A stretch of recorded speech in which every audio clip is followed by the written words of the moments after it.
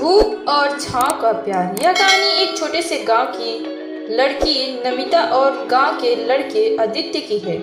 नमिता और आदित्य का बचपन एक दूसरे के साथ बीता था। दोनों ने साथ में खेले, पढ़ाई की और एक दूसरे के साथ जीवन के अच्छे बुरे पल साझा किए। नमिता की माँ गीता और आदित्य के पिता नंदन भी अच्छे दोस्त थे और दोनों परिवारों का आपस में बहुत गहरा रिश्ता था।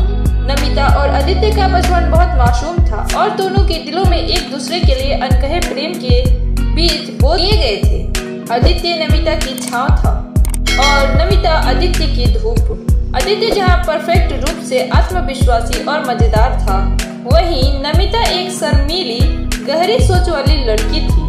वह हमेशा आदित्य के जटिल और जोशीले रवैये को शांत करती थी। समय बीतते बीतते आदित्य और नमिता की जिंदगियां अलग दिशा में मुड़ने लगी। आदित्य को शहर में अच्छी नौकरी मिल गई और उसे वहां रहकर अपना करियर बनाने का मौका मिला। वह अपने सपनों का पीछा करने के लिए गांव छोड़कर चला गया। वहीं नमिता अपने परिवार के साथ गांव में ही रह गई। वह अपनी माँ और पिता की देखभाल करते हुए गांव के स्कूल में पढ़ाती थी। हालांकि आदित्य और नमिता का संपर्क कभी कभी होता था, लेकिन दूरी ने दोनों के रिश्तों में एक अंतराल बना दिया था। आदित्य की दुनिया अब अलग थी और नमिता की दुनिया गांव की सादगी में बसी हुई थी। आदित्य को शहर की दौड़ भाग में संतुष्ट मिलने लगी थी, लेकिन वह अक्सर नमिता को याद करता था, खासकर जब उसे किसी मुश्किल वक्त में शांतिपूर्ण सलाह की आवश्यकता होती थी। एक दिन आदित्य गांव वापस आया। उसने अपने पुराने दिनों को याद किया और महसूस किया कि उसकी सफलता में कहीं न कहीं एक कमी है। वह जानता था कि उसके जीवन में जो ठंडक और शांति थी, वह नमिता के साथ होने पर ही मिल सकती थी। आदित्य ने सोचा, नमिता के बिना यह सफलता अधूरी है। लेकिन जब आदित्य नमिता से मिलने गया तो वह देखता है कि नमिता का जीवन पूरी तरह से बदल चुका था। नमिता अब एक आत्मनिर्भर और पूरी तरह से संतुष्ट महिला बन चुकी थी। आदित्य ने नमिता से अपनी भावनाओं का इजहार किया, लेकिन नमिता का जवाब थोड़ा अलग था। आदित्य, नमिता ने कहा, तुम शहर में अपनी धूप में खुश हो और मैं यहाँ अपनी छांव में संतुष्ट हूँ। हमारे रास्ते अलग हैं, लेकिन यह जरूरी नहीं कि हम एक दूसरे के बिना नहीं जी सके। आदित्य हैरान था। उसे लगता था कि उसकी धूप और नमिता की छांव का प्यार हमेशा एक दूसरे को जरूरत थी, लेकिन नमिता ने उसे बताया कि प्यार केवल साथ रहने से नहीं, बल्कि एक दूसरे को अपनी राहों पर खुशी चलने देना भी है।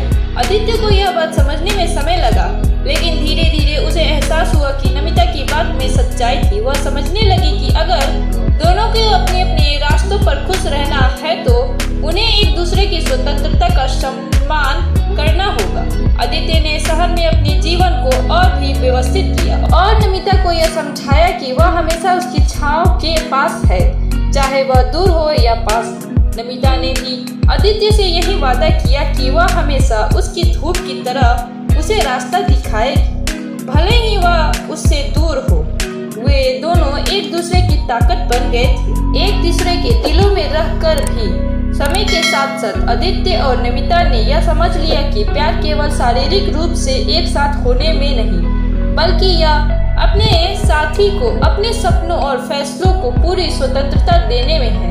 प्यार का असली रूप तब होता है जब दो लोग अपनी पहचान बनाए रखते हुए एक दूसरे के साथ समर्थन और आदर के साथ रहते हैं। नमिता ने अपने गांव में कई बदलाव लाए।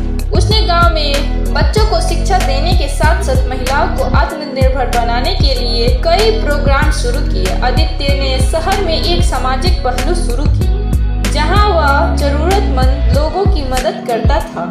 वे दोनों अपनी दुनिया में खुश थे, लेकिन अब वे यह समझ चुके थे कि एक दूसरे की धूप और छांव के बिना जीवन अधूरा है। आखिरकार एक दिन आदित्य और नमिता ने एक छोटे से गांव में मिलकर एक नया जीवन शुरू करने का निर्णय लिया।